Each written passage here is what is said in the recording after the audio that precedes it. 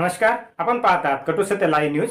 चॅनलवर नवीन असाल तर चॅनलला सबस्क्राइब, शेअर, लाईक, कमेंट करून महाराष्ट्रभरातील नवनवीन बातम्यांसाठी बेल आयकॉन दाबायला विसरू नका। निवडणूक आयोगाच्या विरोधातच एक प्रकारे ही बिहारची निवडणूक लढवली जाते। निवडणूक आयोग हा विषय नसतो, कधी निवडणुकीचा हाच निवडणुकीचा विषय बनणं ही दुर्दैवाची गोष्ट। आणि अशा वेळी संविधान, लोकशाही आणि मताधिकार याविषयी लोकांच्या मध्ये जागरूकता निर्माण करण्याचं काम राहुल गांधी करत आहेत ही अतिशय चांगली गोष्ट आहे।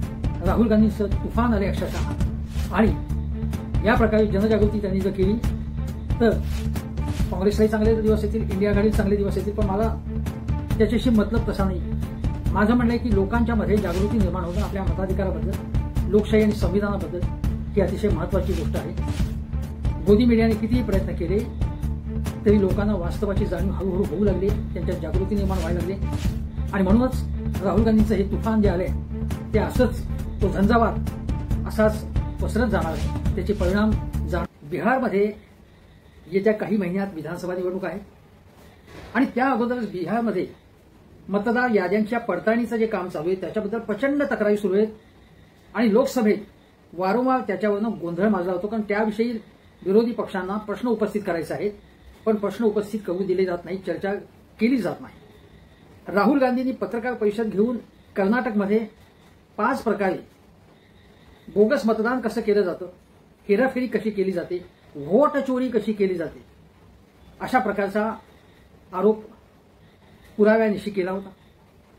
आणि त्यानंतर ज्ञानेश कुमार गुप्ता हे जे मुख्य निवडणूक आयुक्त आहेत, ज्यांनी पत्रकार परिषद घेऊन कुठल्याही आरोपाला ठोस उत्तर दिलं नाही, पण दमबाजीची भाषा करून राहुल गांधींना सांगितलं की तुम्ही जे आरोप करताय ते तुम्ही सिद्ध करून दाखवा 7 दिवसाच्या आत, नाही तर देशाची माफी मागा। पूर्णपणे त्यांना त्यांचं स्क्रिप्ट जे होतं ते मोदी शहाने लिहून दिलं होतं की काय अशी शंका यावी, अशी परिस्थिती होती। मग या ज्ञानेश कुमार गुप्ता यांच्या कन्या जावई अतिशय उच्च पदांवरती आहेत सरकारमध्ये। एका कन्येला आता नोएडामध्ये मोठं पद मिळाले, कलेक्टर। हे पद मिळण्यासाठी खूप प्रयत्न करायला लागले। सिनियर लोकांना ते पद मिळतं, पण त्यांना ते पद मिळाले कसं काय मिळालं माहित नाही, पण त्याचीही आता चर्चा सुरू झालेली आहे। निवडणूक आयोग हा घटनात्मक आयोग आहे, स्वायत्त आयोग आहे, म्हणून त्याचा आपण सगळेच आदर करतो। पण मी वारंवार जे म्हणतो की जी माणसं त्या पदावरती येतात ती कशी आहेत हे महत्वाचं आहे। एखाद्या माणसाने त्या आयोगामध्ये मुख्य पदावरती किंवा 3 कमिशनरपैकी 1 कमिशनर म्हणून जरी काम करताना जर पूर्णपणे पक्षपाती वर्तन केलं तर घटनात्मक आयोग आहे, हे आयुक्त म्हणजेच देवासारखे आहेत असं मानून चालणार नाही। त्यांच्यावरती बोट दाखवायला, अंगुली निर्देश करावा लागेल, त्यांची चूक असेल। आणि राहुल गांधींनी ते केलेलं आहे। पत्रकार परिषद त्यांची इतकी घणाघाती होती, इतकी पुराव्यानिशी त्यांनी आरोप केले कर्नाटकबाबत की संपूर्ण अजेंडा, संपूर्ण नॅरेटिव्ह त्यांनी सेट केलेला आहे। आणि त्याच्या पलीकडे जाऊन ते असं म्हणायला लागले आता की केवळ बिहारमध्ये नाही, त्याच्या आधी हरियाणामध्ये व्होट चोरी झाली, महाराष्ट्रामध्ये व्होट चोरी कशी झाली, अचानकपणे चमत्कार होऊन 1 कोटी मतदार कसे वाढले लोकसभा आणि विधानसभा याच्यामध्ये। त्यामुळे या पुढच्या काळामध्ये राज्यात जाऊन व्होट चोरी उघडकीस आणणार आहे, मी म्हणजे आमचा पक्ष इंडिया आघाडी, असं ते म्हणाले। त्याच्यामुळे पायाखालची जमीन सरकलेली आहे। राहुल गांधी हे आता व्होट अधिकार यात्रा त्यांनी जी काढलेली आहे मोठी बिहारमध्ये, त्याची सुरुवात सासाराम येथून झाली। सासाराम हा बिहारमधला जगजीवनराम यांचा मतदारसंघ। जगजीवनराम हे दलितांमधले थोर नेते, काँग्रेसचे मोठे पुढारी, एकेकाळी पंतप्रधान पदासाठी नाव होतं, आणि काँग्रेसला किंवा इंडिया आघाडीला दलितांचं मोठं समर्थन प्राप्त आहे। त्यानंतर औरंगाबाद, म्हणजे आपल्याकडचं नाही, बिहारमधल्या औरंगाबादला गेले, ते गयाला गेले, आणि ते जिथे जिथे जात आहेत राहुल गांधी तिथे तिथे अक्षरशः जनसागर उसळतो। लोक झाडावर चढतायत, कारच्या टपांवर, बसच्या टपांवर, ट्रकमध्ये बसून इमारतींच्या गच्चीवर उभे राहून राहुल गांधींचं भाषण ऐकतात। प्रचंड गर्दी अक्षरशः। राहुल गांधी आणि तेजस्वी यादव, माजी उपमुख्यमंत्री आणि कदाचित उद्याचे बिहारचे मुख्यमंत्री तेजस्वी यादव, जी सभा झाली काल गयामध्ये, त्या सभेमध्ये लालू प्रसाद यादव यांनी सुद्धा अतिशय छान भाषण केलं, त्यांना तुफान प्रतिसाद मिळाला। पण राहुल गांधी आणि तेजस्वी यादव यांनी जे भाषण केलं, तेजस्वी यादव हे अतिशय अप्रतिम भाषण केलं। तेजस्वी यादव हे फार चांगलं बोलतात। गेल्या वेळी सुद्धा त्यांनी निवडणूक जिंकत आणली होती अक्षरशः, पण या भाजपवाल्यांनी काही अपक्ष, काही छोटे पक्ष एमआयएम सरकार यांचा असा काही वापर करतात खुबीने की मतांचं डिव्हिजन होतं आणि हे निवडून येतं. तेजस्वी यादव यांना त्यावेळी सुद्धा त्यांनी काही शंका प्रदर्शित केलेल्या होत्या. पण आता तर तेजस्वी यादव म्हणतात की 65 लाख लोकांची नावं मतदार यादीतनं बाहेर काढली. त्यांची माहिती, त्यांचा तपशील द्यायला निवडणूक आयोग तयार नव्हता. सुप्रीम कोर्टात दाद मागितल्यानंतर, त्यांनी कानपिचक्या दिल्यानंतर त्याची माहिती द्यायला लागली लोकांना, सगळीकडे लावावी लागली ती, तो तसे आदेशच निघाले.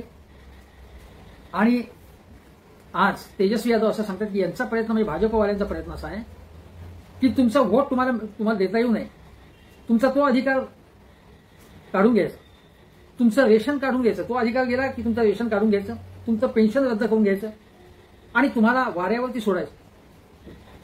आणि जे भाजपचे अगदी पक्के मतदार आहेत त्यांनाच मतदान करता यावं, बाकीच्यांचा मताधिकार काढून घेतला जावा आणि हे संविधान विरोधी, लोकशाही विरोधी कृत्य आहे असं तेजस्वी यादव म्हणाले. ते म्हणाले की तुम्ही बिहारी लोकांना असं तसं समजू नका. मोदी, तुम्हाला वाटत असेल की आमच्याकडे खूप ताकद आहे, पण ते म्हणाले की बिहारचा माणूस ऐकून घेणार नाही, रगड देंगे हे लोक बिहारी. आणि यास त्यांच्या वाक्याला तुफान प्रतिसाद मिळाला. तेजस्वी यादव आणि राहुल गांधी यांची जोडी क्लिक झालेली आहे, हिट झालेली आहे, तरुण आहे दोघंही. आणि हे लोक म्हणतात ना की ॲफिडेव्हिट तुम्ही द्या की अशी व्होट चोरी झाली, प्रतिज्ञापत्र करून आरोप करा. जे OP रावत माजी मुख्य निवडणूक आयुक्त आहेत ते म्हणाले आमच्या वेळी किंवा आमच्या अशी परंपराच होती पूर्वीपासून की कुठल्याही नेत्याने, महत्वाच्या नेत्याने आरोप केला की आम्ही त्याची शहानिशा करत असतो स्वतःहून आणि खुलासा करायचो किंवा काही चूक असेल, होत असेल तर दुरुस्त करायचो. ॲफिडेव्हिट वगैरे करण्याची काहीच पद्धतच नव्हती. जे माजी महासचिव आहे लोकसभेचे त्यांनी सुद्धा म्हटले की कायद्याप्रमाणे ॲफिडेव्हिट वगैरे देण्याची गरजच नाही म्हणून. अनेक कायदे पंडितांनी हेच मत व्यक्त केलेले आहे. मग ज्ञानेश कुमार गुप्ता म्हणाल की आरोप करायचे असेल तर ॲफिडेव्हिटवर करा. आणि मी तुम्हाला सांगतो की ॲफिडेव्हिटवर आरोप उत्तर प्रदेशमध्ये गेल्या निवडणुकीच्या वेळी समाजवादी पार्टीने केली ॲफिडेव्हिट करून. आज ताग आहे त्याची दखल घेतली गेली नाही. आणि हे म्हणतात ॲफिडेव्हिट करा आणि दरडवण्याचा, दबाव आणण्याचा हा प्रकार आहे. ज्ञानेश कुमार गुप्ता यांची पत्रकार परिषद एखाद्या राजकीय नेत्यासारखी होती. ज्या दटावणीने, दादागिरीच्या स्वरात ते बोलत होते, ते वक्तव्य हे कुठल्याही सरकारी अधिकाऱ्याचं, सनदी अधिकाऱ्याचं वाटत नव्हतं. त्यांना कोणते स्क्रिप्ट लिहून दिलेलं आहे त्याप्रमाणे ते बोलत होते, पोपट पंची करत होते. पण राहुल गांधींनी जी यात्रा सुरू केली 15 दिवसांची,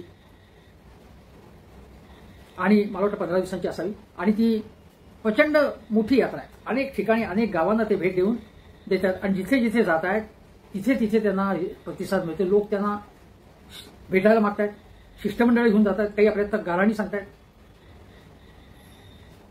ते काल सूर्य मंदिरात जाऊन आले एका प्रसिद्ध, आणि तिथे त्यांनी त्या मंदिराच्या परंपरेची माहिती घेतली. तिथे ते नतमस्तक झाले सूर्य मंदिरात. आणि राहुल गांधी यांना, ते हिंदू आहेत आणि हिंदू असणं हा प्रत्येकाचा अधिकार आहे, प्रत्येकजण जन्माने त्याचा धर्म असतो. आणि हिंदू धर्म ही भाजप आणि संघाची मक्तेदारी नाही. त्यामुळे राहुल गांधी हे जे करतात, वाटेत महत्वाची प्रार्थनास्थळ असेल, कुठल्याही धर्माची असतील तर जातात, दर्शन घेतात आणि त्याच्यामध्ये कुठलीही नाटकबाजी करत नाही. जी नाटकबाजी भारतीय जनता पक्षाचे मोदी शहासारखे नेते करतात त्याबद्दल सांगायचं. ही जी यात्रा निघालेली आहे ती घुसखोरांची यात्रा आहे असं केंद्रीय गृहमंत्री अमित शहा म्हणाले. आता ही घुसखोरांची यात्रा असेल किंवा त्या घुसखोरांचं समर्थन करणारी यात्रा असं म्हणायचं असेल तर मग ही घुसखोरी जी देशामध्ये होते त्याची जबाबदारी गृहखात्याची नाहीये, अमित शहाची नाहीये. मग येत आहेत कसे घुसखोर, त्यांना प्रमाणपत्र वेगवेगळी कशी मिळत आहेत, हे लोकांना पडलेले प्रश्न आहेत.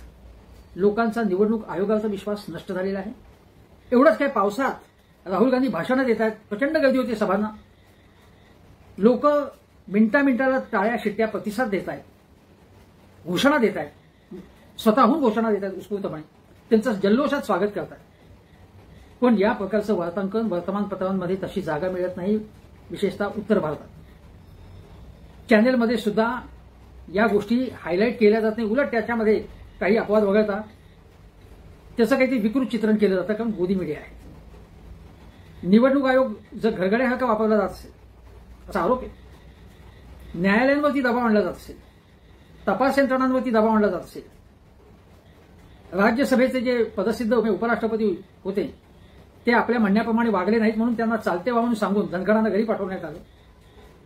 ओम बिर्ला हे जे लोकसभेचे अध्यक्ष आहेत ते तर मोदींचे स्तुतीपाठकच आहेत आणि मोदींचं भाषण सुरू असताना ते एखाद्या ईश्वरी साक्षात्कार झाल्यासारखं ते बघत असतात किंवा ईश्वरच जणू काही संवाद साधतोय अशा पद्धतीने बघत असतात, कौतुकाने, आदराने, आणि विरोधकांना पुरेसा वेळ दिला जात नाही.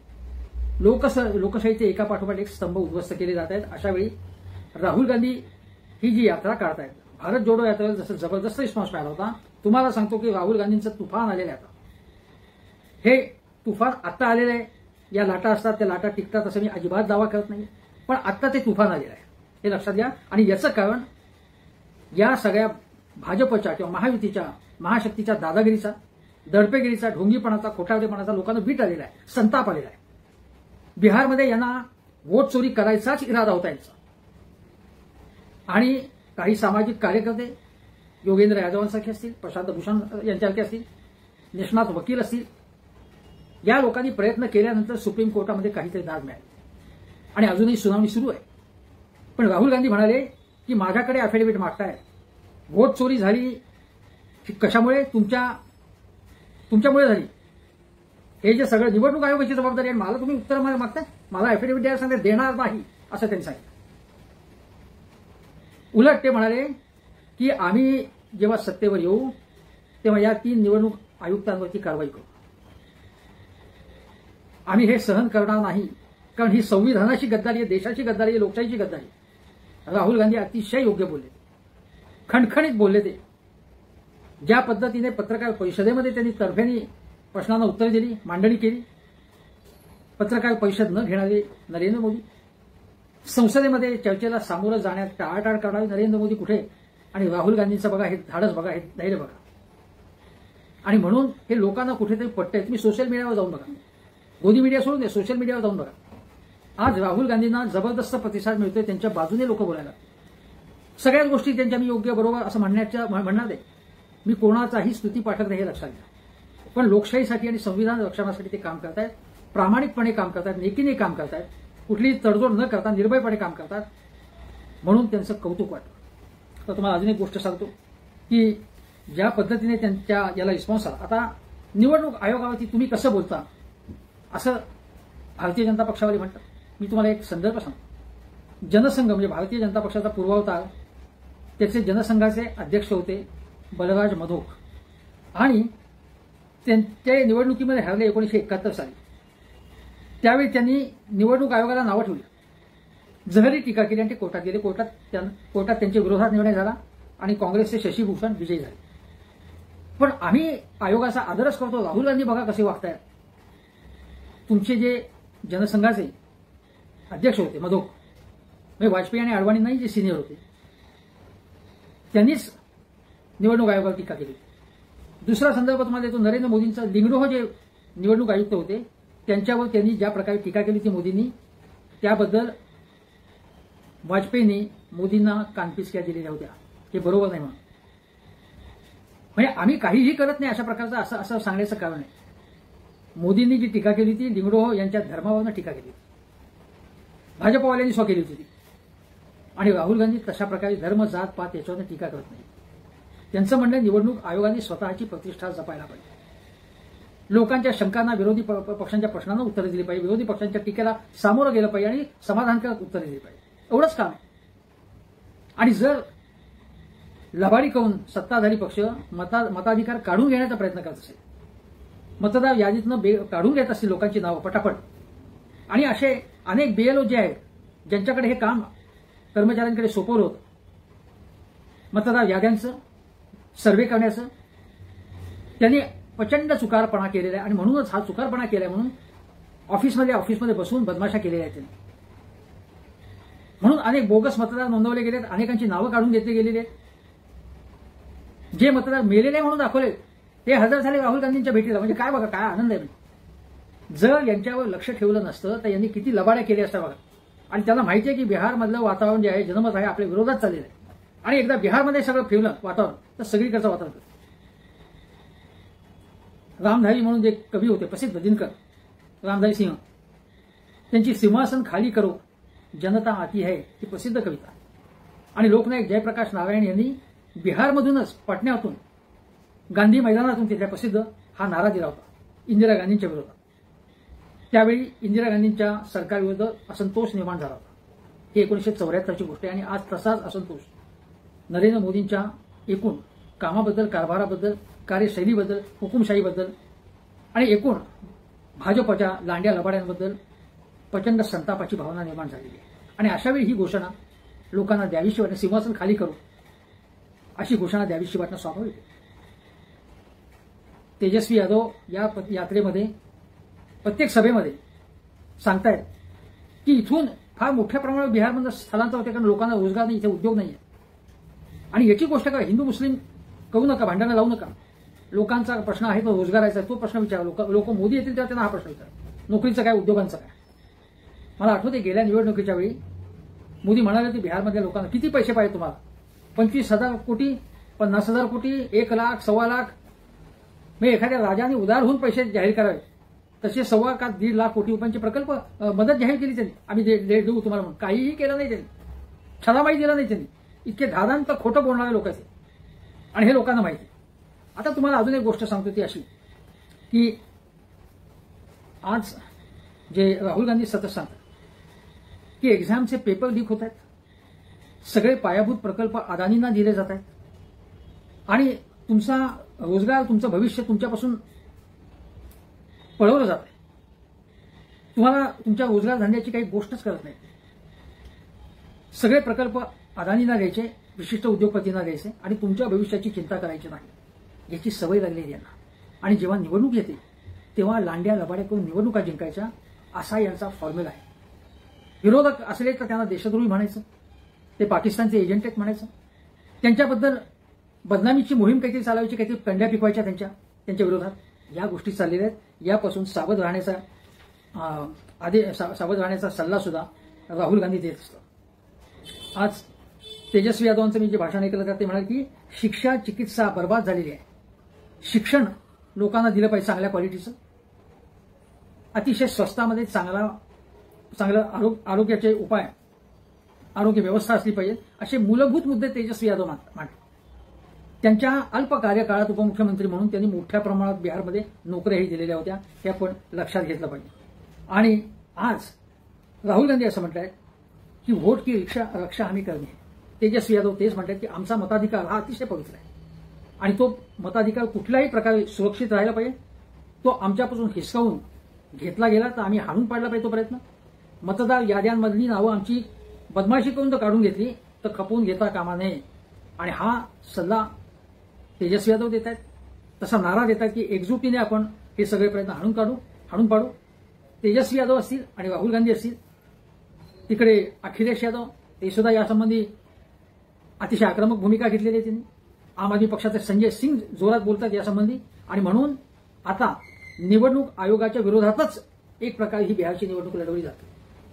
निवडणूक आयोग हा विषय नसतो कधी, निवडणुकीचा हाच निवडणुकीचा विषय बनणं ही दुर्दैवाची गोष्ट आहे. आणि अशावेळी संविधान, लोकशाही आणि मताधिकार याविषयी लोकांच्यामध्ये जागरूकता निर्माण करण्याचं काम राहुल गांधी करतायत, ही अतिशय चांगली गोष्ट आहे. राहुल गांधींचं तुफान आले अक्षरशः. आणि या प्रकारे जनजागृती त्यांनी जर केली तर काँग्रेसलाही चांगले दिवस येतील, इंडिया आघाडीला चांगले दिवस येतील. पण मला त्याच्याशी मतलब तसा नाही. माझं म्हणणं आहे की लोकांच्या मध्ये जागृती निर्माण होणं आपल्या मताधिकाराबद्दल, लोकशाही आणि संविधानाबद्दल ही अतिशय महत्वाची गोष्ट आहे. गोदी मीडियाने कितीही प्रयत्न केले तरी लोकांना वास्तवाची जाणीव हळूहळू होऊ लागली, त्यांच्यात जागृती निर्माण व्हायला लागली. आणि म्हणूनच राहुल गांधींचं हे तुफान जे आलंय ते असंच, तो झंझावात असाच पसरत जाणार आहे, त्याचे परिणाम जाणार. पाहत रहा निर्भीड सत्य, अर्थात सर्वसामान्यांचे व्यासपीठ, आपल्या सर्वांच्या हक्काचे चॅनल कटू सत्य लाईव्ह न्यूज. धन्यवाद.